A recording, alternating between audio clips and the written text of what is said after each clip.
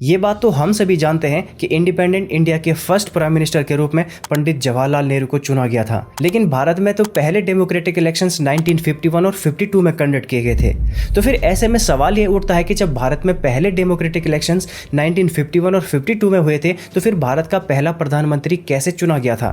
क्या लोकतांत्रिक भारत में पहला प्रधानमंत्री गैर लोकतांत्रिक तरीके से चुना गया था? और अगर नहीं तो फिर इसको चुनने का तरीका क्या था? और आज क्यों लोग ये मानते हैं कि नेहरू की जगह भारत के प्रधानमंत्री सरदार वल्लभ भाई पटेल को होना चाहिए था? और जब जनता पटेल को अपना प्रधानमंत्री देखना चाहती थी तो फिर गांधी ने नेहरू को कैसे प्रधानमंत्री बनाया, जानने की कोशिश करते हैं आज की इस वीडियो में।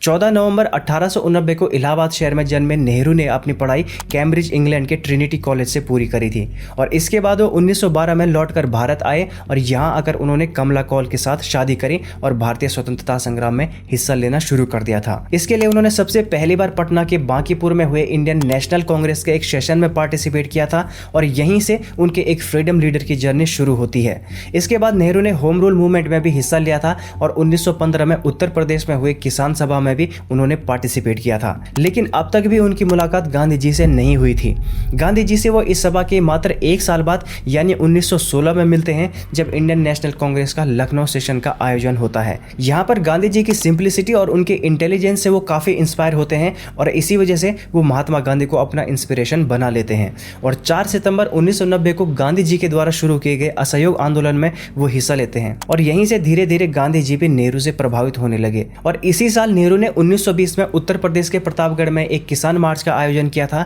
तो लोग भी अब उन्हें एक फ्रीडम फाइटर के रूप में जानने लगे थे और असहयोग आंदोलन को लीड करने की वजह से ब्रिटिश गवर्नमेंट भी उन्हें 2 बार अरेस्ट कर चुकी थी। 1920 के असहयोग आंदोलन में हिस्सा लेने के बाद और जेल जाने के बाद वो पूरे देश में काफी पॉपुलर हो गए थे और वो एक अच्छे नेशनल लीडर के रूप में उभर कर सामने आए थे और इसी वजह से उन्हें 1923 में ऑल इंडिया कांग्रेस कमेटी का जनरल सेक्रेटरी चुना गया और इसके बाद उनकी ही लीडरशिप में भारतीय स्वतंत्रता संग्राम आगे बढ़ा। इसके बाद 1928 में जवाहरलाल नेहरू के पिता मोतीलाल नेहरू की अध्यक्षता में कांग्रेस सेशन कोलकाता में हुआ था और इस सेशन में नेहरू रिपोर्ट को स्वीकार कर लिया गया था। इस रिपोर्ट में ये बात कही गई थी कि कंप्लीट इंडिपेंडेंस के बजाय सिर्फ डोमिनियन स्टेट्स को ही कांग्रेस द्वारा अपना मुख्य लक्ष्य घोषित किया जाए। लेकिन कांग्रेस के युवा नेता जवाहरलाल नेहरू, सुभाष चंद्र बोस और सत्यमूर्ति ने इस रिपोर्ट पर असहमति जताई और कहा कि कंप्लीट इंडिपेंडेंस या फिर पूर्ण स्वराज को ही कांग्रेस का लक्ष्य घोषित करें। इस पर कांग्रेस के सीनियर लीडर जैसे कि गांधी जी और मोतीलाल नेहरू का मानना था कि डोमिनियन स्टेट्स की मांग को इतनी जल्दी अस्वीकार नहीं किया जाना चाहिए क्योंकि बड़ी मुश्किल से तो इस पर आम सहमति बन सकी है। उधर जवाहरलाल नेहरू और सुभाष चंद्र बोस ने मिलकर अपनी डिमांड मनवाने के लिए इंडिपेंडेंस फॉर इंडिया लीग नाम से एक ऑर्गेनाइजेशन का गठन किया, जिसके बाद गांधी जी को इन युवा नेताओं की डिमांड के आगे झुकना पड़ा और इसी के बाद 1929 में नेहरू को लाहौर सेशन के दौरान कांग्रेस का प्रेसिडेंट चुन लिया गया और इसके बाद उन्होंने कंप्लीट इंडिपेंडेंस या फिर पूर्ण स्वराज को कांग्रेस के गोल के रूप में डिक्लेयर कर दिया।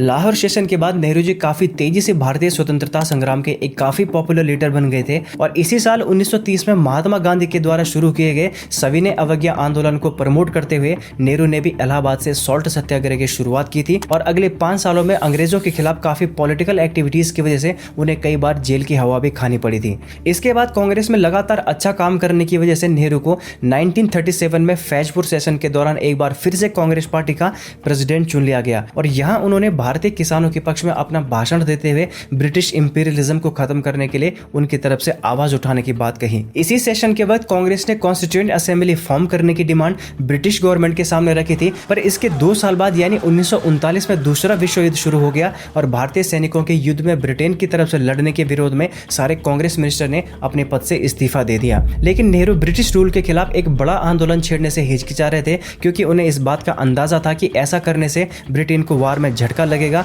और जर्मनी जैसे तानाशाह देश की वर्ल्ड वार में जीत हो जाएगी और उनके इस विचार से गांधी जी काफी प्रभावित हुए थे और उन्होंने सभी को फिलहाल किसी बड़े आंदोलन की शुरुआत ना करने की सलाह दी थी। साल 1941 आते आते वो नेहरू पर इतना भरोसा करने लगे थे कि उन्होंने नेहरू को अपना सक्सेसर तक घोषित कर दिया था। इसके बाद 8 अगस्त 1942 को ब्रिटिशर्स के द्वारा कांग्रेस की सभी मांगे ठुकराए जाने के बाद गांधी जी एक्शन मोड में आ गए और उन्होंने पूरे भारत में भारत छोड़ो आंदोलन के रूप में एक बड़े आंदोलन का आगाज किया और इसी दिन ब्रिटिशर ब्रिटिशर्स के द्वारा गांधी जी, नेहरू और इस आंदोलन में शामिल कई बड़े बड़े लीडर्स को अरेस्ट कर लिया गया और उनको काफी लंबे समय तक डिटेंशन में रखा गया। अब इसमें गांधी जी की रिहाई तो उनकी बिगड़ती तबीयत को देखते हुए साल 1944 में ही कर दी गई थी, लेकिन नेहरू को इसमें रिहाई 1945 में मिली थी। और इसी वक्त पर सुभाष चंद्र बोस के आईएनए के सोल्जर्स पर अंग्रेजों के द्वारा देशद्रोह का मुकदमा चलाया जा रहा था। इस पूरे मुकदमे में नेहरू ने आईएनए के सपोर्ट में एक लीगल डिफेंस दायर किया था और उनके लिए कोर्ट में केस भी लड़ा था, जिससे पूरे देश से नेहरू जी को काफी वाहवाही मिली थी। और इसी बीच फाइनली ब्रिटिशर्स के द्वारा यह अनाउंस कर दिया गया कि वो भारत में पावर ट्रांसफर करने के लिए तैयार हैं और सारे पेपर वर्क्स के बाद वो भारतीयों को उनका देश उनके हाथों में सौंप देंगे। When the world sleeps, India will awake to life and freedom. 15 अगस्त 1947 के दिन अंग्रेजों ने भारत को संपूर्ण आज़ादी दे दी थी और इसी दिन उनके हाथों से पावर ट्रांसफर होकर सत्ता पार्टी यानी कि कांग्रेस के हाथों में आ गई थी और भारत के प्रधानमंत्री के रूप में जवाहरलाल नेहरू और गृह मंत्री के रूप में सरदार वल्लभ भाई पटेल को चुना गया था। पर ये जो सिलेक्शन हुए थे ये लोकतांत्रिक तरीके से नहीं हुए थे, क्योंकि भारत में जो पहले डेमोक्रेटिक इलेक्शन हुए थे वो 1951 और 52 में कराए गए थे। तो फिर बिना चुनाव के प्रधानमंत्री और गृह मंत्री का सिलेक्शन कैसे हुआ, इसका जवाब हमें साल 1946 में कांग्रेस अध्यक्ष को लेकर हुई कांग्रेस कमेटी के चुनाव में मिलता है। दरअसल उस टाइम पर यह डिसाइड हुआ था कि जो वर्तमान में कांग्रेस का अध्यक्ष रहेगा आजादी के वक्त पर उसी के हाथों में देश की सत्ता दी जाएगी, यानी कि वही भारत का प्रधानमंत्री होगा। अब उस टाइम पर कांग्रेस के अध्यक्ष मौलाना आजाद थे, जो कि पिछले 6 वर्षों से इस पद पर काम कर रहे थे। अब चूंकि गांधी जी के मन में कहीं न कहीं नेहरू को प्रधानमंत्री बनाने की इच्छा थी, तो उन्होंने मौलाना आजाद को पत्र लिखकर अपने पद से इस्तीफा देने के लिए कह दिया और मजबूरन मौलाना आजाद को अपने कांग्रेस अध्यक्ष की कुर्सी त्यागनी पड़ी। इसका जिक्र उन्होंने अपनी किताब इंडिया विंस फ्रीडम में किया है कि मैं 1946 में कांग्रेस अध्यक्ष पद का चुनाव लड़ना चाहता था, लेकिन महात्मा ने मुझे ऐसा ना करने को कहा। पहले तो कांग्रेस अध्यक्ष पद के चुनाव के लिए पूरी एआईसीसी के सदस्यों की वोटिंग कराई जाती थी, पर चूंकि महात्मा गांधी इसे जल्द से जल्द पूरा कराना चाहते थे, या फिर यूं भी कह सकते हैं कि इसमें कंपटीशन कम रखना चाहते थे, तो इसलिए तय हुआ कि केवल प्रदेश कांग्रेस कमेटी यानी कि पीसीसी के अध्यक्षों की वोटिंग से ही अगला कांग्रेस अध्यक्ष चुना जाएगा। अब उस टाइम के डॉक्यूमेंट से मिली जानकारी के अकॉर्डिंग 15 पीसीसी में से 12 ने सरदार वल्लभ भाई पटेल के नाम की पर्ची दी थी, 2 ने जेबी कृपलानी के नाम के, जबकि एक ने पट्टाभी सीतारमैया के नाम की पर्ची दी थी। इसमें किसी ने भी जवाहरलाल नेहरू को कांग्रेस अध्यक्ष बनाए जाने के लिए वोटिंग नहीं की थी। इसके बाद गांधी जी ने आचार्य कृपलानी और पट्टाभी सीतारमैया को अपना नाम वापस लेने और नेहरू के पक्ष में जाने को कहा और उन्होंने वैसा ही किया। महासचिव जेबी कृपलानी ने एक और कागज लिया और उस कागज पर उन्होंने सरदार पटेल को उम्मीदवारी वापस लेने का जिक्र किया और उस पर साइन करके उसको सरदार पटेल की तरफ बढ़ा दिया। बैठक में जेबी कृपलानी साफ साफ सरदार पटेल को कह रहे थे